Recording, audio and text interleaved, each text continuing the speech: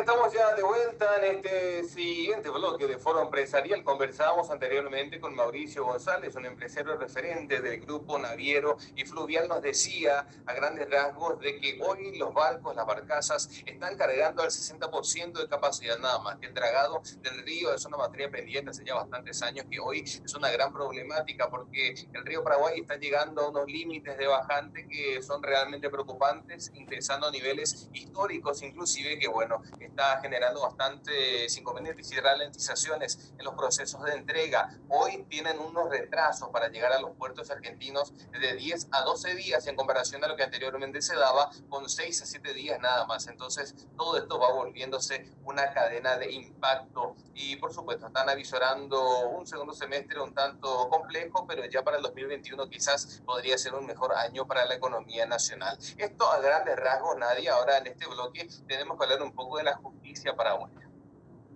Un tema bastante especial y, por supuesto, para eso justamente ya la tenemos a una excelente profesional, más que nada que estuvo luchando por una década por la transparencia, que bueno, finalmente se fue logrando gracias a ese gran esfuerzo que estuvo impulsando. Ya está con nosotros la presidenta del Centro de Estudios Judiciales, la doctora María Victoria Rivas. Muy bienvenida y muchas gracias por estar con nosotros en esta tarde. Buenas tardes, Nadia. Buenas tardes, David. En realidad también un placer compartir con ustedes y con toda la numerosa audiencia un tema que siempre nos ocupa y siempre también nos preocupa a todos. Por supuesto, doctora, en base a los últimos hechos, que todos somos testigos, ya manejamos a rajatabla lo que sucede un poco en las redes sociales, todos se hacen eco de los últimos acontecimientos sin entrar a detalle realmente. ¿Qué piensa al respecto del proceder de la justicia paraguaya en base a los ojos internacionales que tenemos ahí en nuestras espaldas nada más?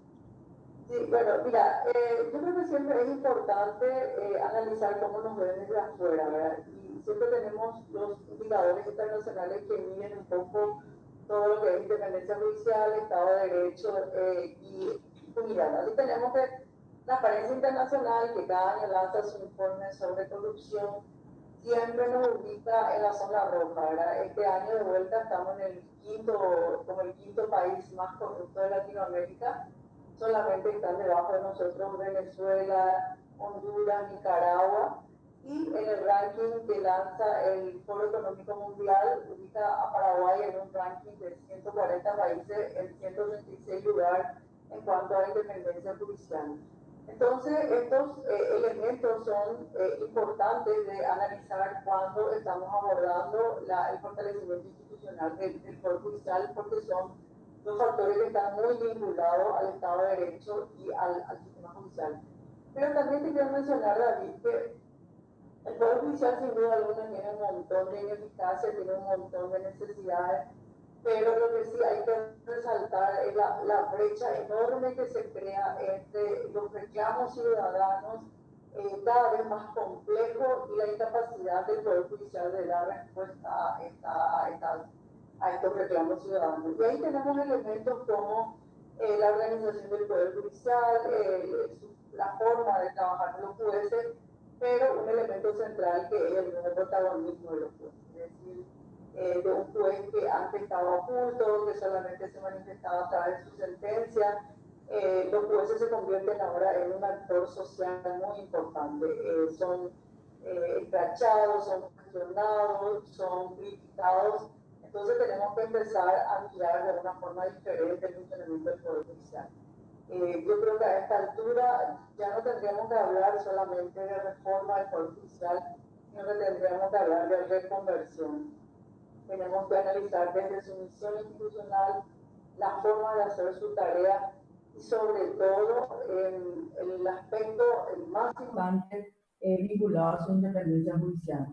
Y con relación a estos escándalos que surgen así en forma aislada, pero en forma muy reiterativa, sobre algunos operadores del sistema de justicia, esto de alguna forma pone siempre sobre la mesa el tema del Poder Judicial, que de alguna forma sirve para generar debate, análisis, pero siempre estamos tropezando con grandes obstáculos para avanzar en acuerdos políticos que nos lleven a puntos centrales de mejoramiento de nuestro sistema judicial. Y justamente, doctora, hoy en día el ciudadano, la ciudadana se volvió un actor bastante importante para poder hacer valer sus derechos y también estaríamos necesitando un lugar en donde direccionarnos para hacer las denuncias pertinentes, tener habilitada esa sección para poder, obviamente, utilizar esos mecanismos que la justicia propiamente nos tendría que brindar para poder darnos ese abrazo y ese cuidado acerca de todos nuestros derechos, nuestros deberes y las obligaciones, por supuesto, también.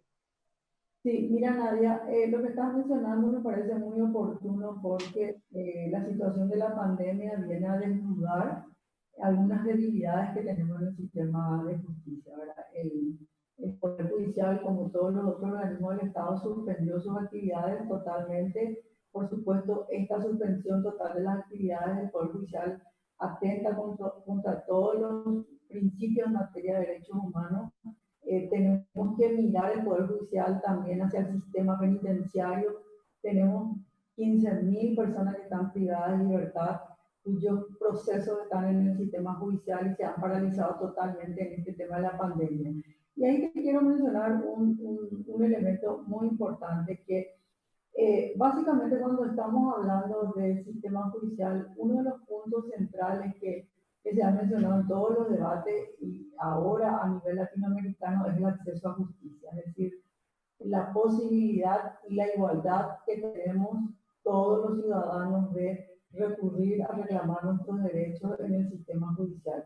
Es uno de los puntos centrales que tenemos que tener en cuenta. Y además de los obstáculos tradicionales que tiene el sistema de justicia, como la distancia, etcétera, se ha hecho muy visible el costo de la justicia, es decir, cuánto le cuesta a un ciudadano que anda de a pie acceder en este momento de la pandemia al sistema judicial.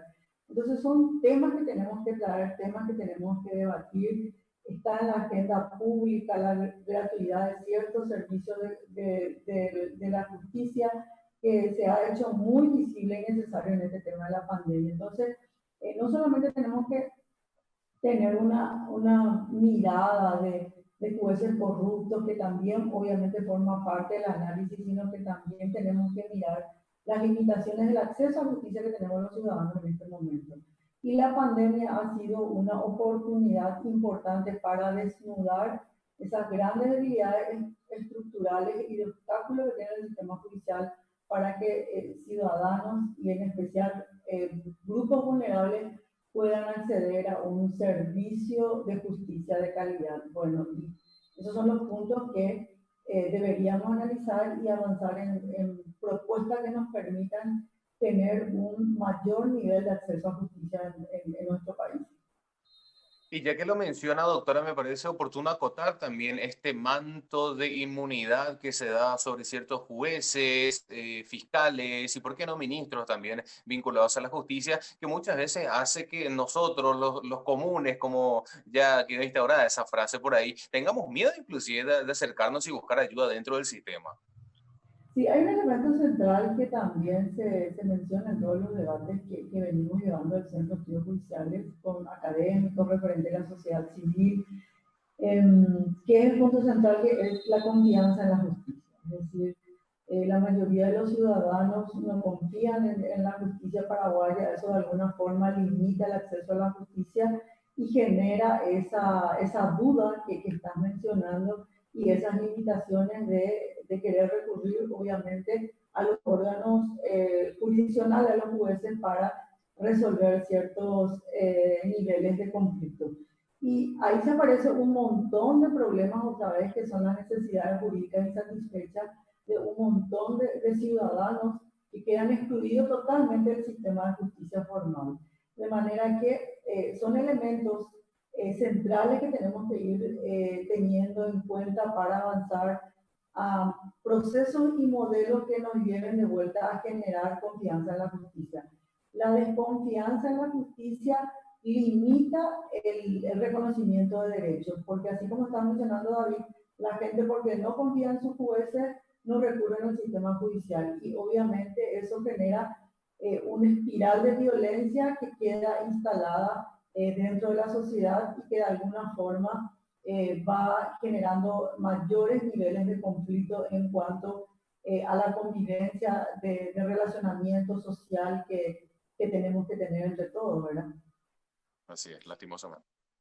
Totalmente. Y dicen por ahí que solamente la justicia se aplica a los pobres. Eso no lo digo yo, sino que mucha gente, obviamente adhiriéndome un poquitito hacia lo que estaba mencionando anteriormente. Y volviendo un poquitito a eso, quisiera saber, doctora, ¿qué opina usted con respecto a que la Fiscalía General tendría que abrir justamente y habilitar espacios de denuncias en donde las personas se puedan sentirse libres a la hora de señalarle con el dedo a alguien que no está haciendo las cosas como debe y sin importar el cargo, sin importar justamente qué función desempeña y sentirse cómodos de poder hacer valer lo que es un derecho y una obligación?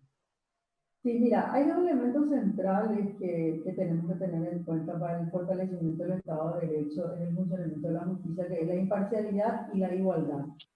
Esa creencia popular que acabas de mencionar, David, de que la justicia es solamente para los pobres, de los que solamente roban conmigo se van a la cárcel y que los ricos no se van a la cárcel, es una constante dentro del funcionamiento y de la concepción que tenemos del funcionamiento de la justicia. Entonces, la debilidad del principio de igualdad procesal se rompe en cualquier circunstancia que uno ingresa en el sistema judicial. Una persona que es pobre, básicamente cuenta con servicios públicos gratuitos como la defensa pública, pero cuando se enfrenta al otro lado con un grupo económico poderoso que pueden contar con estudios jurídicos, que tienen la capacidad de chicanear y entorpecer el desarrollo de la justicia, es cuando se nota claramente la desigualdad procesal en la tramitación de los casos. Entonces tenemos que trabajar para rescatar el principio de igualdad en el tratamiento de los casos en la justicia. Y eso está muy vinculado a un concepto político nefasto que tenemos, que es el tema de la imparcialidad. Los jueces amigos, los jueces socios, los jueces que responden a ciertos intereses que no son precisamente el conocimiento de aplicación de la norma, sino que son intereses foráneos que van más allá del proceso penal. En estos días fue muy evidente la actuación poco ética de una magistrada, Pedro Juan Caballero, que está haciendo un sorteo para integración de tribunal. Entonces, la Corte Suprema de Justicia tomó rápidamente la rienda y investigó, sancionó y separó a esta magistrada de su cargo. Esas son las acciones importantes que tienen que tomar nuestras máximas autoridades judiciales para demostrar que existe el interés y el compromiso de la Corte Suprema de Justicia de ir enmendando estas viejas prácticas que se han instalado en el Poder Judicial. Justamente estos modelos de sorteo son modelos que garantizan de alguna forma la imparcialidad de los jueces que van a integrar el tribunal. Y cuando la propia magistrada, a través de manejos poco claros de procedimientos, se encarga de romper este principio de imparcialidad, estamos ante situaciones muy graves en el funcionamiento interno del Poder Judicial.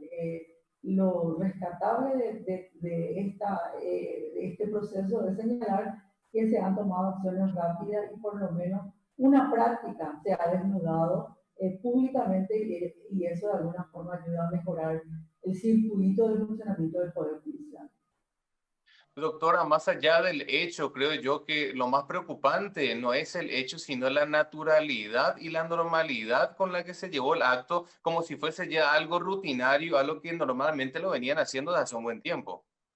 Sí, lo que pasa es que se instalan prácticas, es decir, como se instalan prácticas viciosas en el funcionamiento de todo el Estado, también el Poder Judicial tiene sus prácticas, sus malas prácticas, las prácticas corruptas, pero gracias a toda la tecnología y ciertos actos transparentes que establece la Corte Suprema de Justicia, por ejemplo, el hecho de que se haga el sorteo en forma pública es una práctica que ahora se está instalando hasta en la propia Corte Suprema de Justicia, que los propinantes en la integración de salas sortean públicamente la asignación de sus cargos. Entonces, esos son actos transparentes que de alguna forma pretenden dejar de lado viejas prácticas que se realizaban entre cuatro paredes. O sea, el hecho de que se generen prácticas positivas de alguna forma va desnudando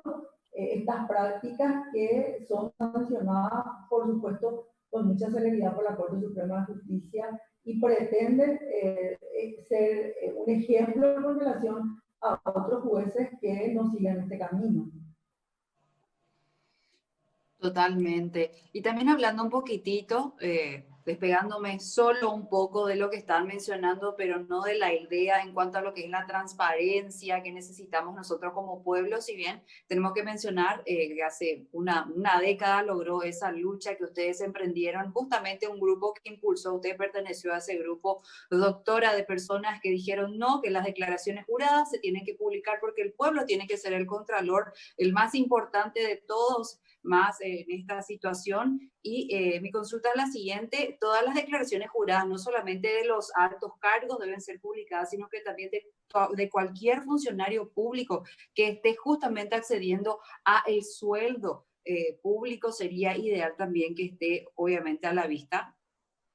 Sí, yo creo que fue un gran logro ciudadano y un esfuerzo que se ha hecho en la promulgación y sanción de la Ley de Acceso a la Información Pública, respetando el principio de publicidad de los actos de gobierno. O sea, cualquier acto de gobierno superior o funcionario inferior que esté realizando en nombre de la República dentro de funciones públicas deben ser públicas y controladas. Y en ese sentido, la declaración jurada de bienes es una herramienta que lucha fundamentalmente contra la impunidad y la corrupción.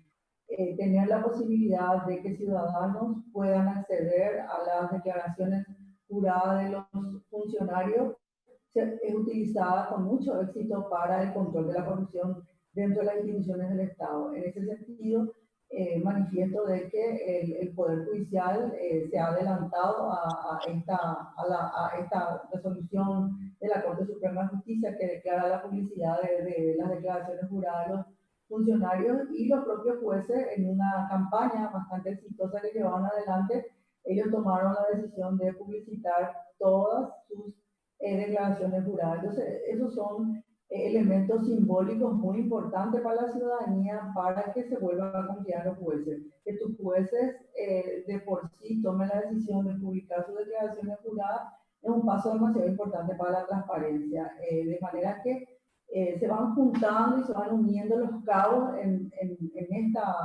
esta creciente dinámica social que de alguna forma van exigiendo cada vez más y más, que genera prácticas positivas que nos ayuda a ir controlando los altos niveles de corrupción y de impunidad que tenemos actualmente en Paraguay, de manera que son pasos positivos, trascendentales para el combate a la corrupción. Y ahí también me permito destacar el activismo ciudadano. O sea, hay una sociedad más activa, más demandante, más crítica, una sociedad que controla mucho más, un activismo social muy claro, que de alguna forma va generando estas buenas prácticas y va metiendo luz en aquellos espacios que teníamos en forma muy oscura en el funcionamiento de las instituciones del Estado.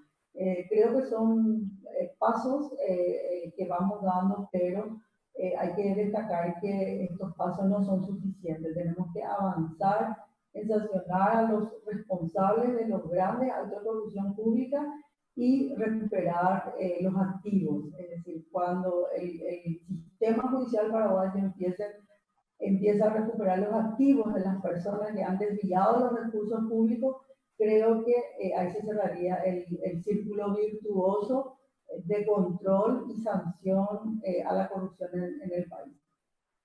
Así es. Veíamos, doctora, ahí a mediados de marzo, más o menos, que algunas decisiones estaban bien tomadas, éramos pioneros, avisorábamos quizás un manejo, un control de la pandemia dentro de los márgenes prudentes, pero luego vinieron los procesos de licitaciones ya un poco fraudulentas, de por medio vimos bastantes esquemas que no respetaron este tiempo que, bueno, nos está azotando a todos. Y finalmente, cuando el sistema de justicia tenía la oportunidad de reivindicarse ante todo, estamos viendo que pasa absolutamente lo contrario. Demasiada burocracia para avanzar con los procesos pertinentes. Mira, yo creo que el proceso de la pandemia viene a desnudar y a poner sobre la mesa una serie de debilidades institucionales que tenemos. Uno de ellos es el mecanismo de control con relación a las compras públicas del Estado.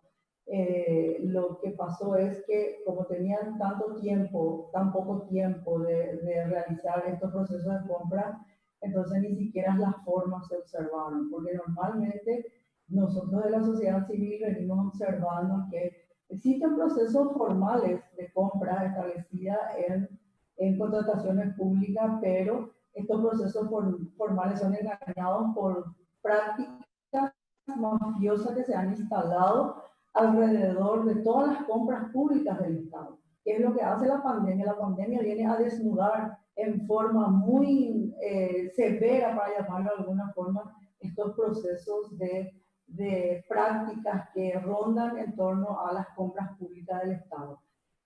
Con relación a la fiscalía, bueno, los procesos de investigación fiscal siempre son complejos, estos son delitos económicos de mucha complejidad. Los fiscales también están en una serie de debilidades y deficiencias institucionales y se necesita fortalecer la unidad de delitos económicos de la Fiscalía.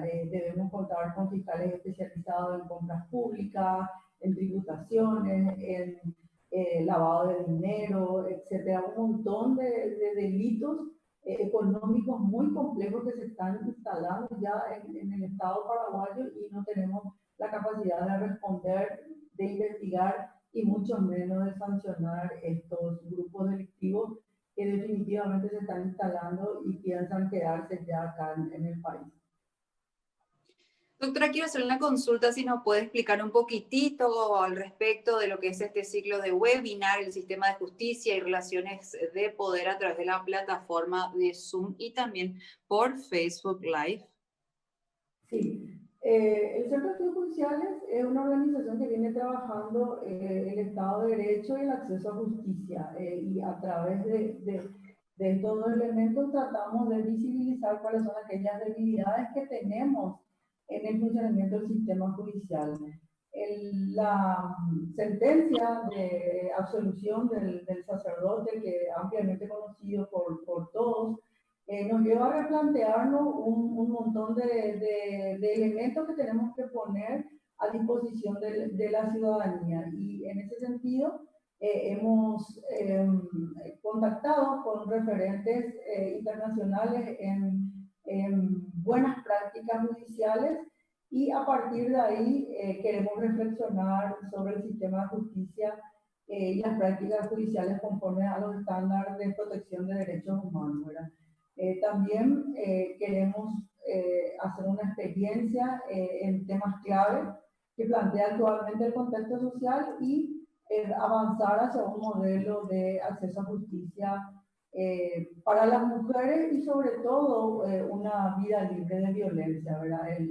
La liberación de este sacerdote y los problemas que plantea el caso de Alexa nos lleva a reflexionar sobre estos temas y hemos invitado a dos referentes importantes, a Leticia Lorenzo, que es de la Argentina, y Docia Calderón, que es una activista de México, que nos va a señalar un poco los avances y buenas prácticas que tienen ambas en sus respectivos países con relación a estos temas que cada vez son más escandalosos acá en Paraguay, ¿verdad? Eso nos va a permitir interactuar con mujeres víctimas, con la sociedad en general, con organizaciones especializadas que trabajan en el tema de mujeres, género, violencia, y de alguna forma cómo podemos vincular todos esos temas con el funcionamiento del sistema de justicia para avanzar en dos elementos que yo creo que son importantes: lograr acceso a la justicia y lograr un ambiente sin violencia para las mujeres. Así es. Doctora, pregunta breve antes de ir cerrando, porque lastimosamente vamos llegando al final de este espacio. ¿Qué piensa nuestro examen de Gafilat? ¿Pasamos o no pasamos la prueba? Bueno, estamos haciendo un esfuerzo. El Centro de Estudios Judiciales está apoyando a la Sala Penal de la Corte Suprema de Justicia con una cooperación internacional de USAID CEANSO, con el objetivo de fortalecer el funcionamiento de los juzgados especializados en delitos económicos. Estos son los juzgados que fueron creados por la ley de Gafilat, y creemos que el potencial de estos juzgados podrían llevarnos a generar buenas resoluciones, sentencias condenatorias y una jurisprudencia previsible en estos temas. Hay que tener en cuenta que los dos puntos muy desafiantes en el tema de Gafilat es la recuperación de activos y el decomiso. Entonces son temas claves, temas importantes que el Poder Judicial tiene que demostrar con sentencias definitivas de condena que sí avanzamos hacia el combate a la corrupción. Entonces tenemos la esperanza y la confianza en el liderazgo de la doctora Carolina Llanes en la Sala Penal, que está llevando adelante este proceso con mucha fuerza y con mucho esfuerzo, acompañado por toda la Corte Suprema de Justicia. Y ahí solamente quiero mencionarte una cosa, David. Yo creo que Paraguay está pasando por un momento importante en materia de legitimidad de la Corte Suprema de Justicia. No debemos olvidarnos que se cumplió un proceso bastante importante, no traumático, en renovar 5 ministros de la Corte Suprema de Justicia. Y estos procesos fueron transparentes, fueron acompañados por la sociedad, y son ministros que tienen el respaldo académico y el condicionamiento ético suficiente como para que puedan llevar adelante el proceso de esta envergadura. Así es que tengo la esperanza de que Gafilat vea el esfuerzo que estamos llevando adelante.